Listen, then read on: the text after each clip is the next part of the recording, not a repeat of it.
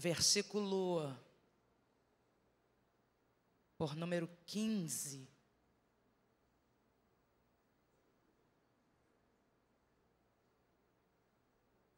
Capítulo 1 do livro do Êxodo. Quem achou, diga glória a Deus, eu achei.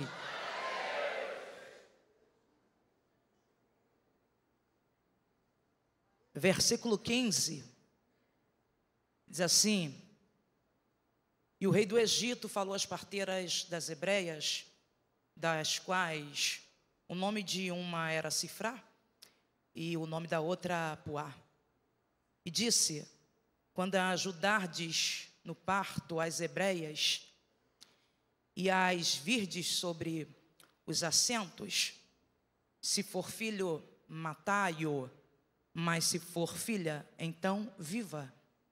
As parteiras, porém, temeram a Deus e não fizeram como o rei do Egito lhes dissera, antes conservavam os meninos com vida. Versículo por número 18. Então o rei do Egito chamou as parteiras e disse-lhes: Por que fizestes isto, que guardaste os meninos com vida? E as parteiras disseram a Faraó: É que as mulheres hebreias não são como as egípcias, porque são vivas. Eu vou repetir isso aqui. E as parteiras disseram a Faraó: É que as mulheres hebreias não são como as egípcias, porque são vivas. Porque são vivas ou avivadas. E já tendo dado à luz os filhos, antes que as parteiras, ou antes que a parteira venha a elas. Portanto, Deus fez bem as parteiras, e o povo se aumentou e se fortaleceu muito. Amém? Você pode aplaudir esta palavra? Deus está conosco nesta noite. Bom, o texto que acabamos de fazer leitura é um texto bem conhecido de toda a igreja, porque nos conta a história do povo de Israel se estabelecendo dentro da terra do Egito. É bem verdade que antes do povo chegar dentro da terra do Egito, no capítulo 1, alguém chegou primeiro e abriu porta. Só que quem abriu porta foi vendido para o Egito. E esse moço, chamado José, é o causador de toda esta história de portas sendo abertas. Ele foi vendido com 17 anos, mas ele só começa a governar com 30. Olha quanto tempo o processo durou. Tem algumas frases que eu ouço por aí, que eu não levo muito em consideração, que é, principalmente quando se fala de José, alguém pega umas frases e joga no ar dizendo que você vai deitar escravo e vai acordar governador. Só que a história não é bem assim. Ele não deitou escravo e acordou governador. Ele passou um longo período de processo até chegar na cadeira de governo de Israel. E o que eu mais achei interessante, pastor Leandro, e o que mais me chama a atenção dentro da história de José, é que Deus deu a revelação do futuro, Deus deu a revelação da promessa, mas Deus não deu a revelação do processo. Analisa o sonho de José. Aliás, o sonho não, os sonhos, que foram 2. Analise o sonho.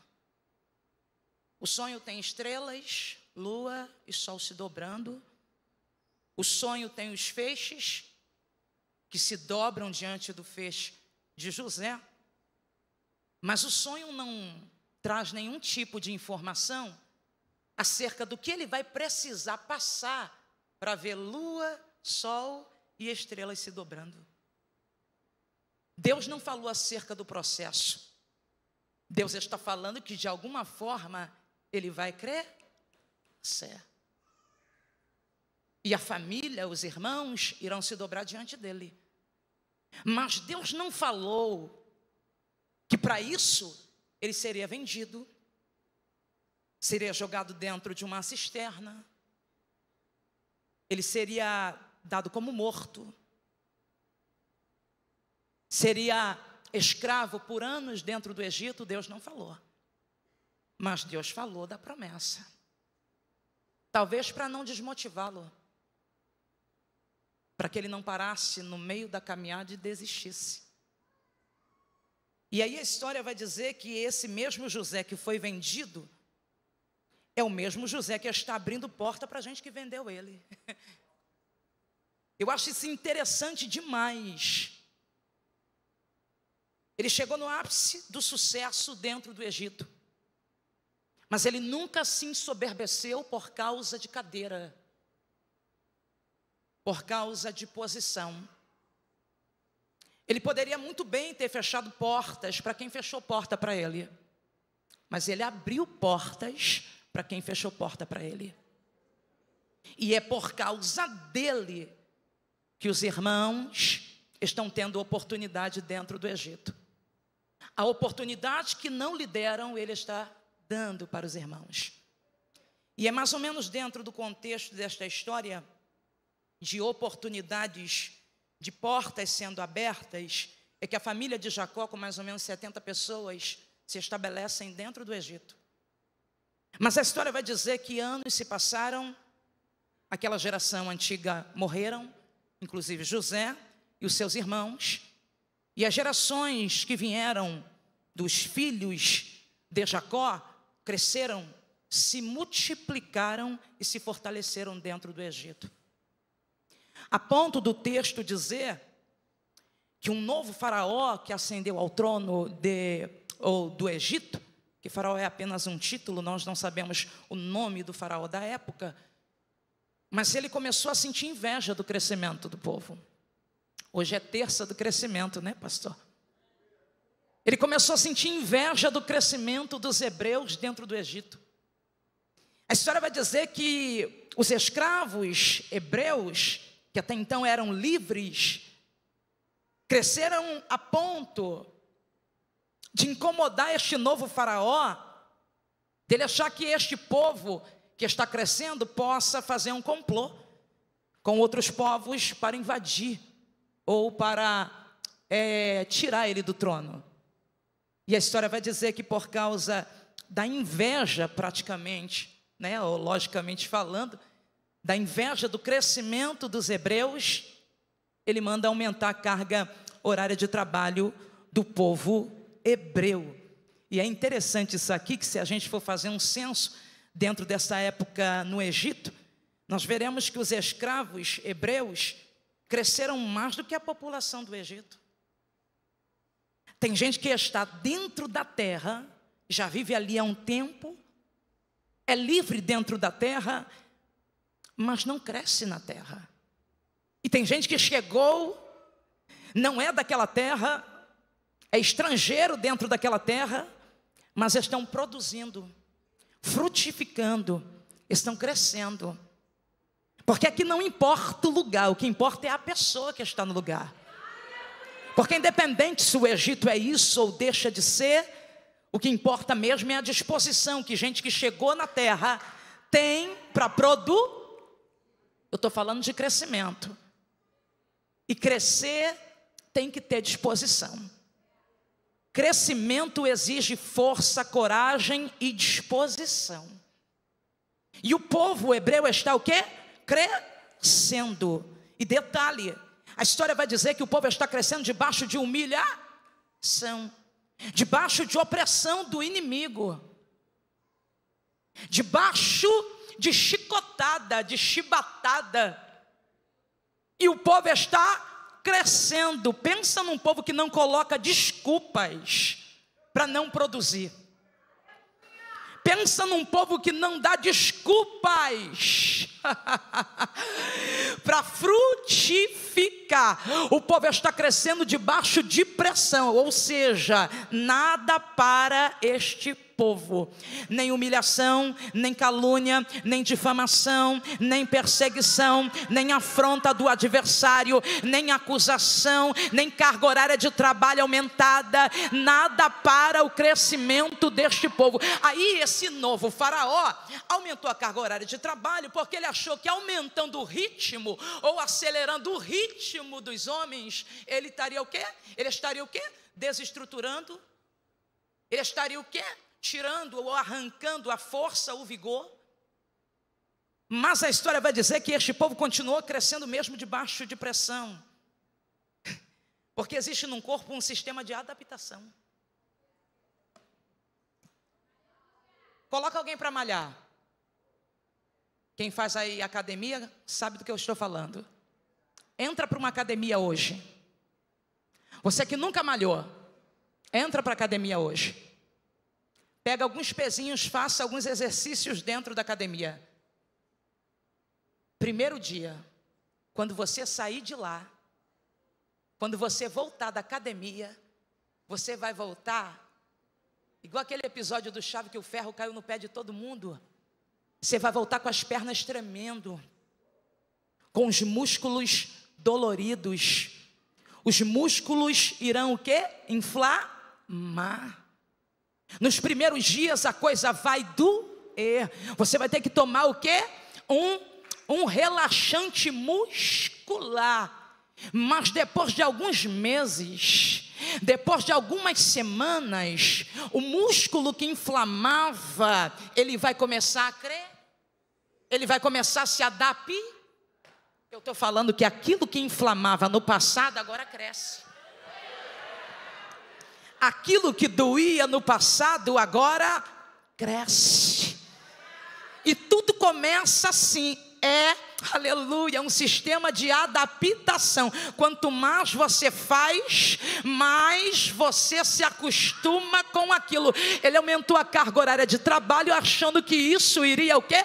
Paralisar, desmotivar, arrancar o vigor. Só que com o tempo, o corpo vai se adaptando, os músculos vão se adaptando, e aquilo que doía no passado já não dói mais. Aquilo que era para inflamar, me jogar em cima de uma cama, para me quebrar, agora me fortalece. Aí aquilo que não me matou só me deixa mais forte. Eu estou falando de crescimento, e crescimento começa assim, dói agora, mas depois para de doer.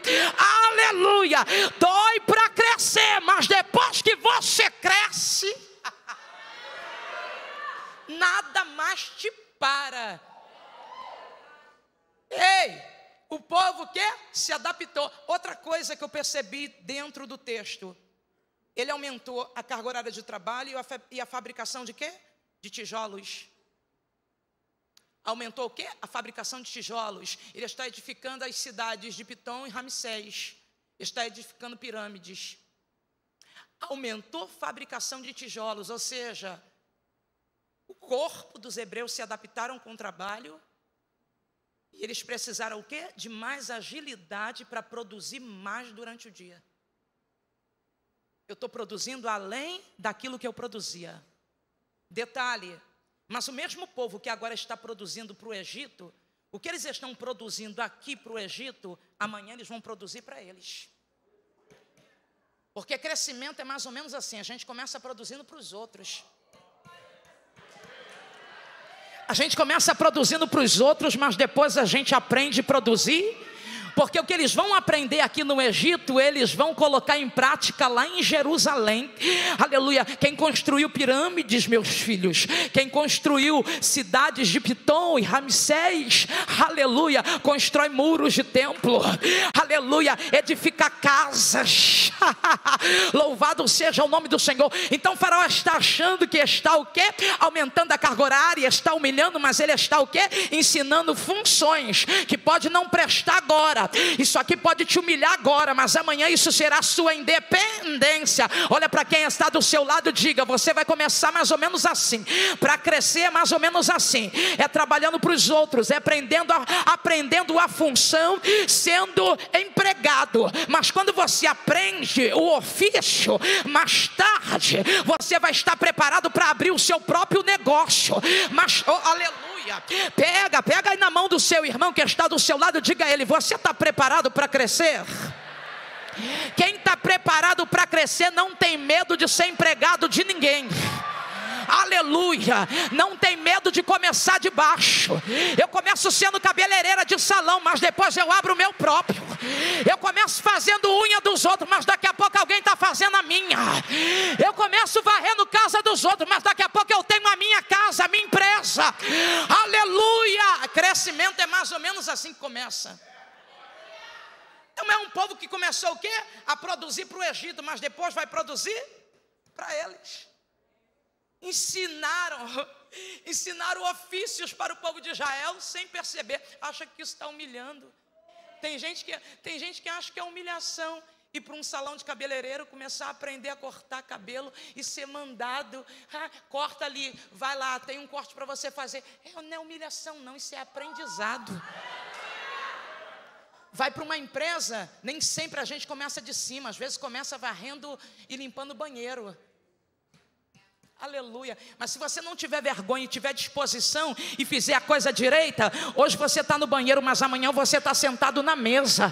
Eu estou falando de crescimento, e para crescer tem que ter disposição. E detalhe, tímidos não cresce, quem tem vergonha não cresce, quem é cheio de mimimi não cresce. Aleluia, eu estou falando de crescimento. Crescimento é para quem corre atrás, crescimento é para quem arregaça as mangas, crescimento é para quem não tem medo. Se tiver que pegar uma caixa de isopor, botar nas costas com uma água mineral e ir para a rua vender, eu vou fazer. Mas amanhã, aleluia, daquela caixa de isopor você abre a sua loja, aleluia, e amanhã você tem o seu restaurante. Crescimento. Ponto. Começaram trabalhando para o Egito, 4 gerações passaram. Detalhe, a promessa de libertação e de crescimento foi feita para Abraão e a sua descendência. O próprio Deus havia falado com Abraão, estabelecendo uma promessa em um tempo, dizendo que o povo, a descendência que surgiria de Abraão, cresceria e passaria quanto tempo nas mãos dos inimigos? 400 anos. Porém, o próprio Deus falou com Abraão: depois disto, tirarei o meu povo das mãos dos inimigos e os trarei para cá. Para cá para onde? Para a terra que Deus prometeu para Abraão, terra de Canaã. Veja que o êxodo é o quê? A partida, a saída de uma nova história e de um recomeço. Na verdade, Deus vai levar o povo não para uma terra nova, mas para uma terra que Ele já tinha dado para alguém lá no passado. A terra de Canaã não é uma terra que Deus vai precisar conquistar para dar para o povo. Deus já conquistou, mas o povo perdeu. Na verdade, Deus o quê? Vai fazer o povo regressar. Vai fazer o povo regressar para as terras de Canaã. Mas o tempo passou, e aí o texto vai dizer que agora o povo está aí, vivendo subjugados nas mãos dos egípcios, com este novo faraó, mandando humilhar o povo de Deus.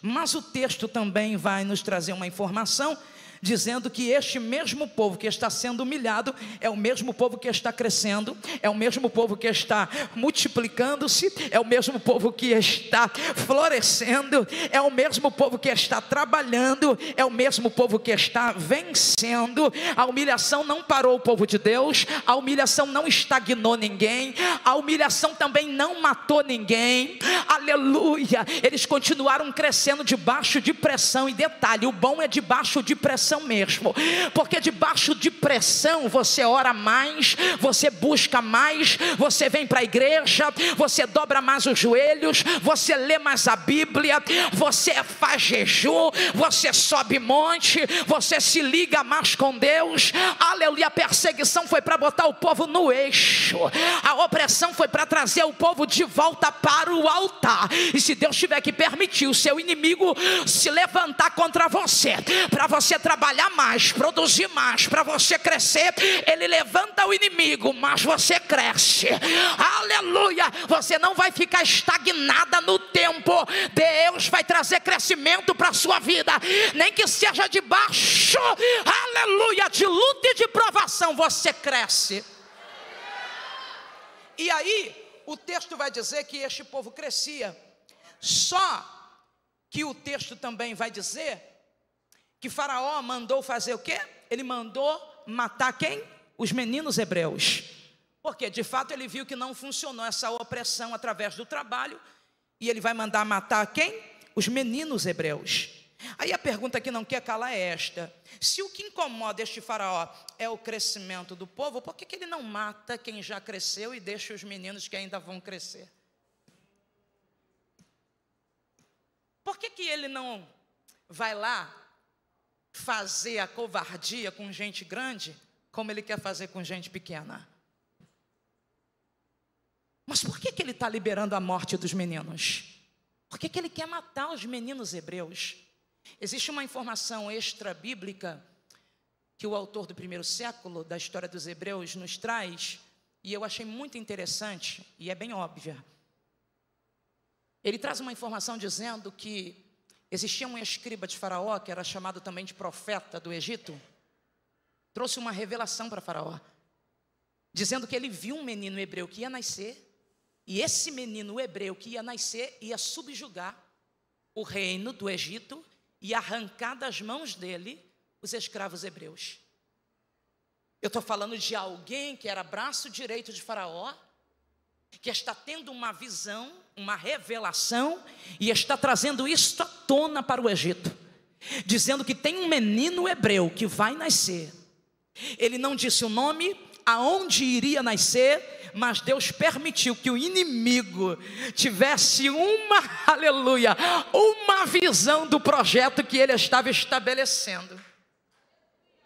Então ele está vendo um menino que vai nascer. Detalhe, quando a visão é revelada para Faraó, ele não falou que o menino nasceu, ele falou que o menino ainda vai. Ou seja, alguém está dizendo para Faraó: tem gente que ainda não chegou, vai chegar. Mas se chegar e crescer, vai dar ruim para você.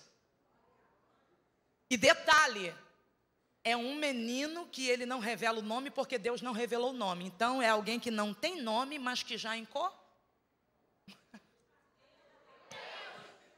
Olha para quem está do seu lado e diga assim: quem precisa de nome quando se tem promessa? Fala para essa moça bonita: quem disse que você precisa ser famosa, aleluia, para que as promessas de Deus se cumprem na sua vida? Aí agora você olha para alguém que está do seu lado e diga assim: ó, se sem nome, já tem gente querendo te matar, já tem gente incomodada com você. Imagine se Deus resolver te dar nome na empresa, nome dentro de casa, nome no trabalho, nome na igreja, não importa. Se sem nome você já incomoda, se sem nome a sua presença já mexe com as estruturas do inferno.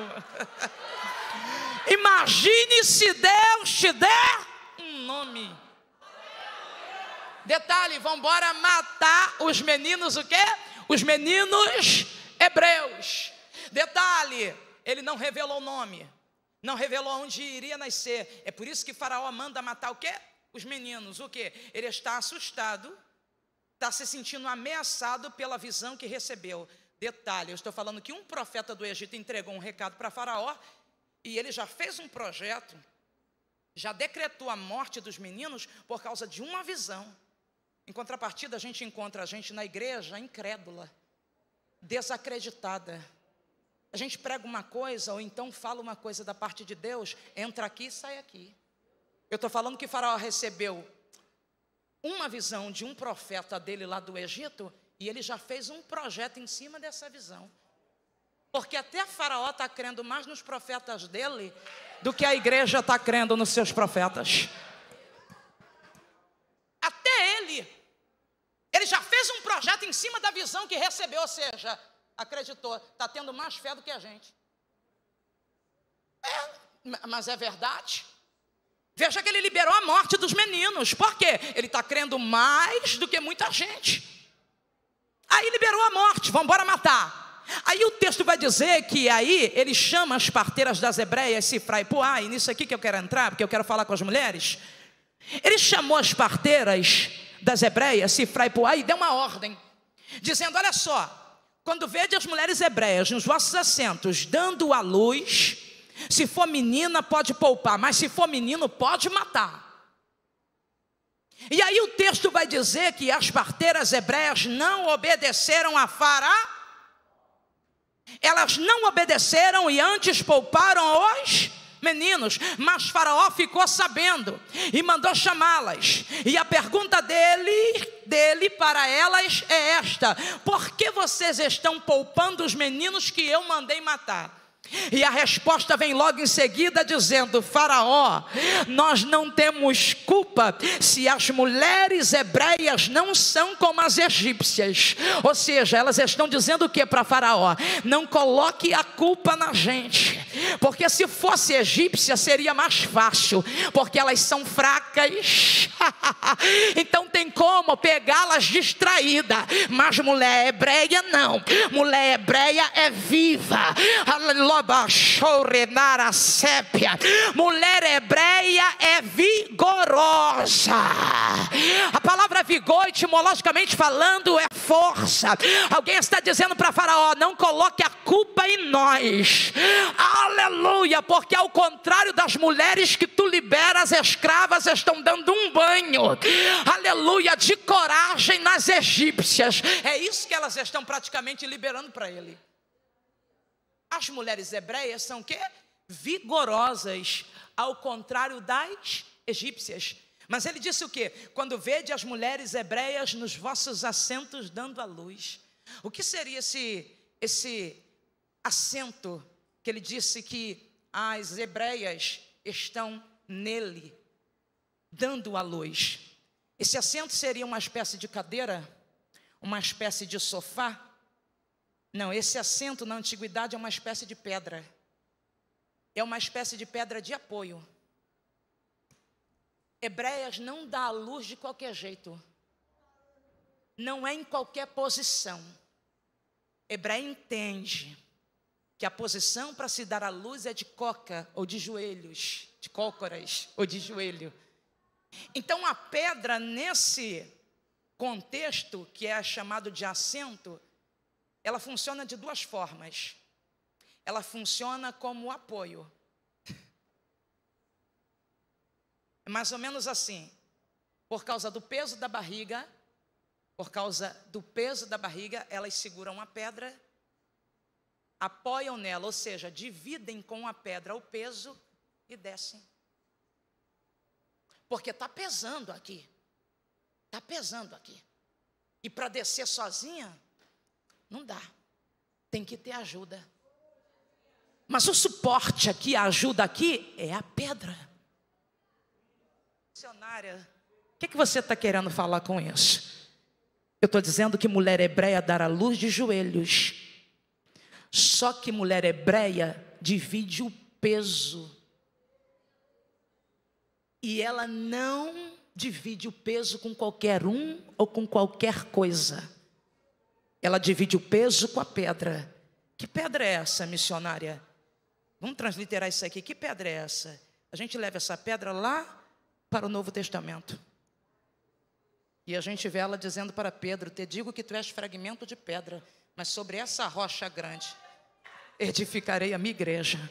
A pedra é quem aqui? A pedra é Jesus. A pedra aponta para o reino messiânico. Então eu estou falando de alguém que está se apoiando em Jesus, aleluia, literalmente falando, dividindo o peso da luta, dividindo a dor e descendo na pedra para dar a luz. E detalhe, essa pedra também, aleluia, muitas das vezes servia como apoio também para os joelhos. Oh glória, porque mulher desce, ela se coloca coloca de joelhos para dar a luz. Não é de qualquer forma. E detalhe, por que de joelhos? Por que coloca a cabeça, aleluia, aqui no meio das pernas? Por que de cócoras? Porque essa é a posição que facilita o encaixe.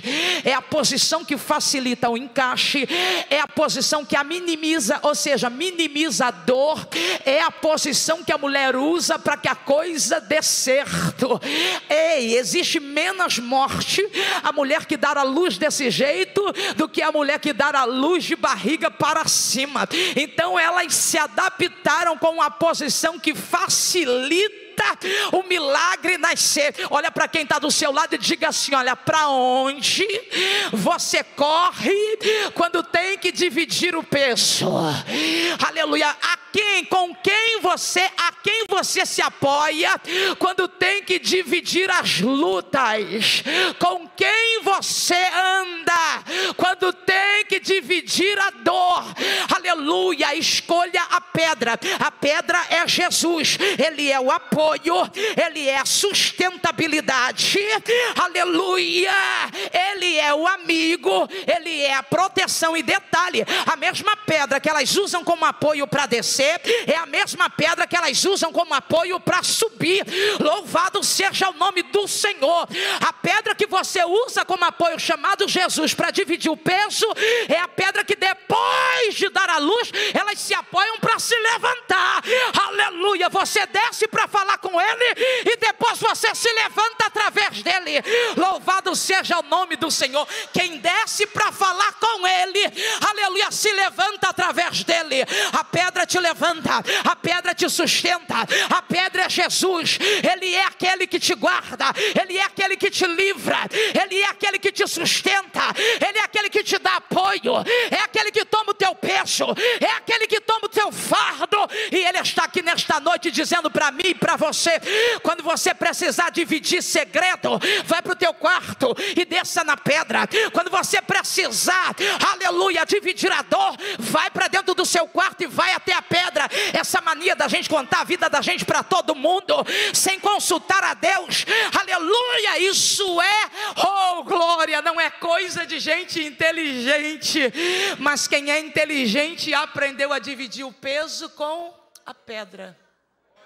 Quando vede as mulheres nos vossos assentos dando a luz, se for menino, poupe o menino. Se for menino, mate o menino. Se for menina, poupe a menina. E as hebreias estão na pedra. Aí Faraó ficou sabendo que os meninos estavam sendo poupados e chamou as parteiras para uma conversa, como eu já frisei aqui. E elas disseram: não coloque a culpa na gente, não. As hebreias são fortes demais. Elas disseram: olha, quando a gente chega para tomar o que é delas, ou os filhos, elas já se levantaram, já deram a luz e já foram embora. Olha o que elas estão dizendo para Faraó: a gente não pega desprevenida mulher que é de Deus. A gente não surpreende mulher que vigia.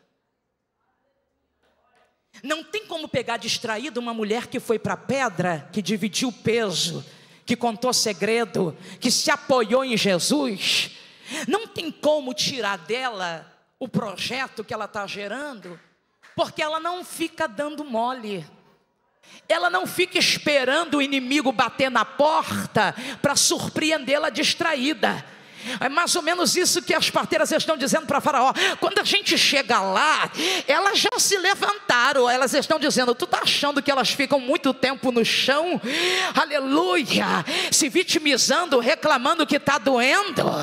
Você está pensando que elas ficam ali no chão, dizendo: ai, não vou aguentar, ai, eu vou ficar aqui caída, ai, não tem ninguém para me levantar. Elas já se apoiaram na pedra que é Jesus. Porque quando não tem ninguém para apoiar a gente vai se apoiar em Jesus. Eu não fico me apoiando em amiga, em fulano, em ciclano, em família. Eu vou correndo para os braços de Jesus. Eu vou para a pedra. Aleluia. Mulher que está apoiada em Jesus, não fica esperando o inimigo surpreender a sua casa, destruir teu casamento, destruir a sua família, destruir os seus filhos. Aí elas estão dizendo: elas já se levantaram, já deu a luz e já foram embora há muito tempo, Faraó. Elas não não estão esperando ser surpreendidas, elas estão surpreendendo. Elas não estão esperando o inimigo bater na porta para arrebatar o que elas conquistaram. Elas se posicionaram, estão de vigia. Quando o inimigo pensa que vai arrebatar o projeto, elas já se levantaram, já se posicionaram diante do adversário. Olha para quem está do seu lado e diga: ninguém vai invadir a minha casa, inimigo nenhum vai arrancar o que eu estou gerando.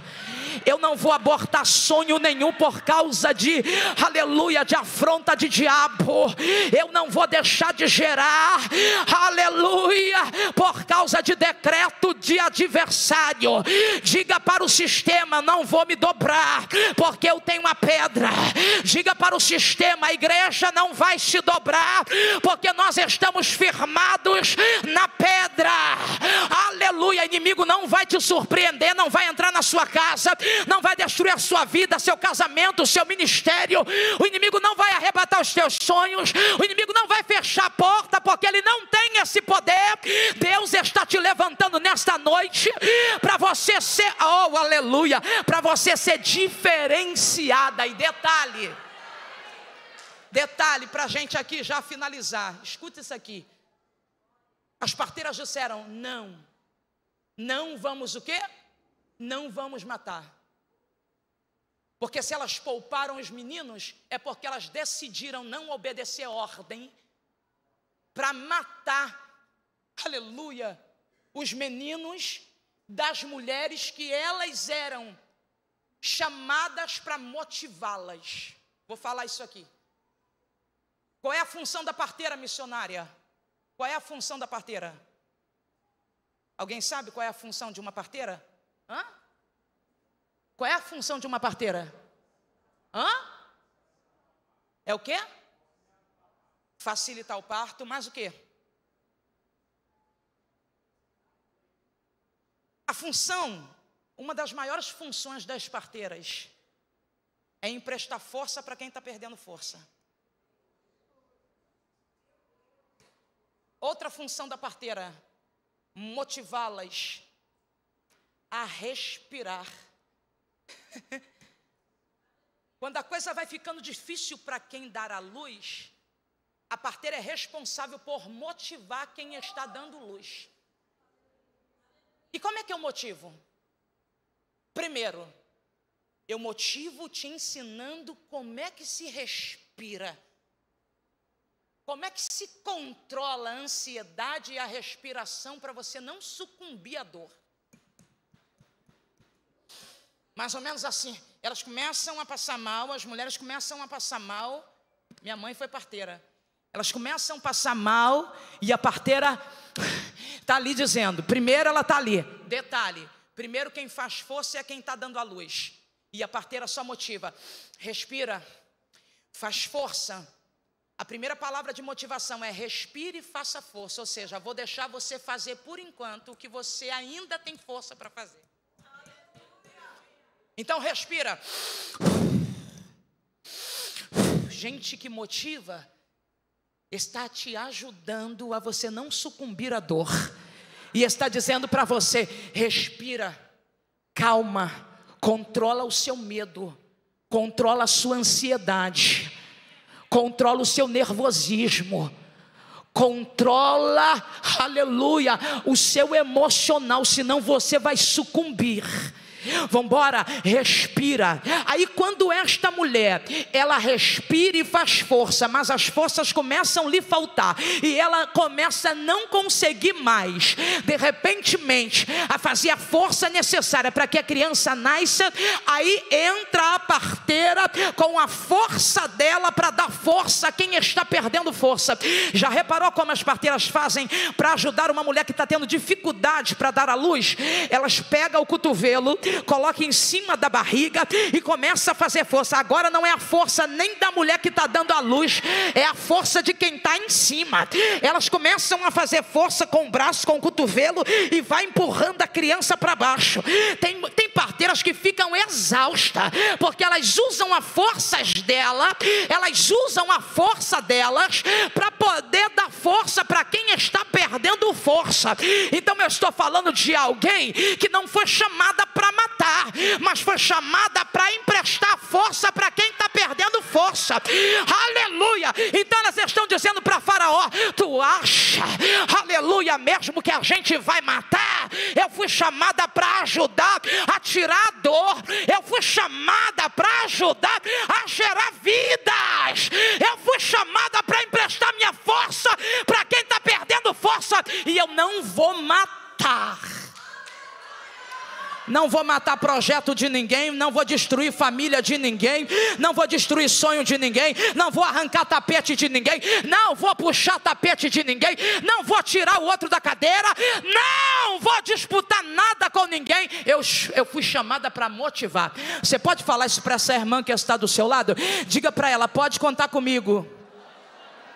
Quando você precisar de força, pode contar comigo. Se estiver perdendo as forças, não tenha vergonha de me pedir ajuda. Diga: a gente está aqui para motivar. Nós somos livres, somos mulheres livres para motivar umas às outras. Tem mulheres que só falta destruir umas às outras, mas nós fomos chamadas para motivar, é para tirar a dor. Aleluia. Está perdendo as forças? Vou te emprestar o meu braço. Está perdendo a força? Eu vou te motivar. Está com medo? Está na depressão? Eu vou te ensinar como é que se respira. Aleluia. Como é que controla a ansiedade para você não morrer. Você não vai sucumbir. Porque mulheres que foram chamadas para motivar as outras não se dobram diante de sistema que você precisa matar para se promover. Aleluia. Eu não vou matar para me promover. Não vou me promover em cima da morte de ninguém, em cima da desgraça de ninguém. Nós fomos chamadas o quê? Para motivar umas às outras. Então eu estou falando que a função da parteira é dividir a força, ou emprestar a força para quem está perdendo as forças. Aleluia. Faz parte do crescimento. Faz parte do crescimento a opressão, faz parte do crescimento inimigos, faz parte do crescimento perseguição, faz parte do crescimento calúnia, difamação, faz parte do crescimento conversa fiada que você ouve, faz parte do crescimento indiretas, faz parte do crescimento dor, faz parte do crescimento processo, faz parte do crescimento. Então, aleluia, não tenha medo de nada do que foi citado aqui. Não tenha medo de processo, de perseguição, de calúnia, de difamação, de fofoca, de inveja. Não tenha medo de nada, porque isso vai fazer parte do seu crescimento.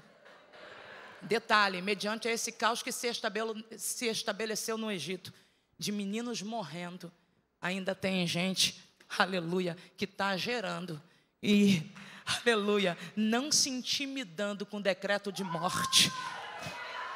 Aleluia, eu não vou me intimidar. Não é porque alguns estão morrendo que eu vou me intimidar. Não é porque fulano não gerou que eu não vou gerar. Não é porque Bertano está com medo que eu vou ter medo também.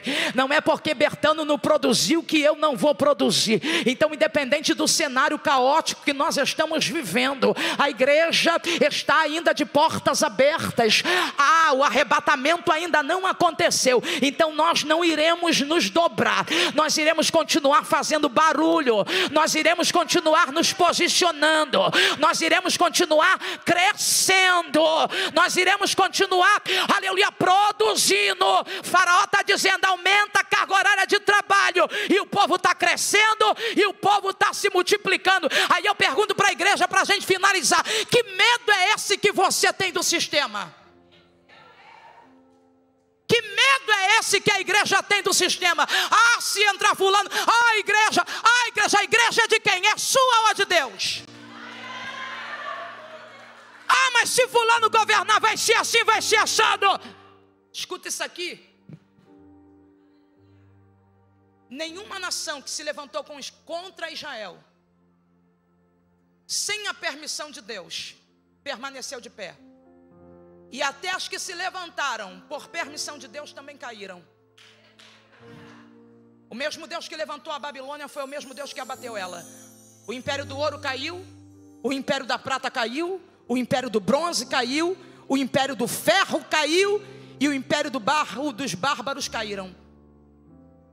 Nenhuma nação, nenhuma potência que se levantou contra o povo de Deus permaneceu de pé. Mas a igreja está de pé até hoje. Por que vocês estão tão desesperados? Estão com medo de quê? O faraó estava lá, oprimindo o povo de Deus. E o povo estava fazendo o quê? Crescendo. E você está com medo de ameaça de governo? Aleluia. Olha para seu irmão e diga assim: tu é crente mesmo, rapaz? Você é crente mesmo? Porque se a igreja dobrar o joelho, se a igreja se converter dos maus caminhos, dobrar o joelho e orar, aleluia, Deus toma a frente da batalha e não tem inimigo que vai permanecer de pé. Por que vocês estão com medo? O faraó estava lá: aumenta a carga horária, mata menino. Daqui a pouco o menino que ele queria matar está dentro do palácio, crescendo debaixo do nariz dele. Aleluia, você entendeu isso aqui? O mesmo menino que ele liberou a morte agora está lá dentro do palácio crescendo. E detalhe, ele que está sustentando. Aleluia, quem pagou para te matar vai pagar para te manter. Aleluia. Que bobeira. A igreja está com medo. Ai, estou com medinho. Ai, o que vai ser da gente? O que vai ser da gente? O dono do universo é Deus. Deus é dono da cadeira, é Ele que bota, é Ele que tira, é Ele que mata, é Ele que faz viver, é Ele que abre, é Ele que fecha. Ele é dono da porta, Ele é dono da chave, Ele é dono da chave de Davi, é dono da chave do inferno, é dono da chave da morte. Aí você está aí com medinho. Medo nada, medo eu tenho é de Deus. Medo eu tenho é dele, temor eu tenho é dele.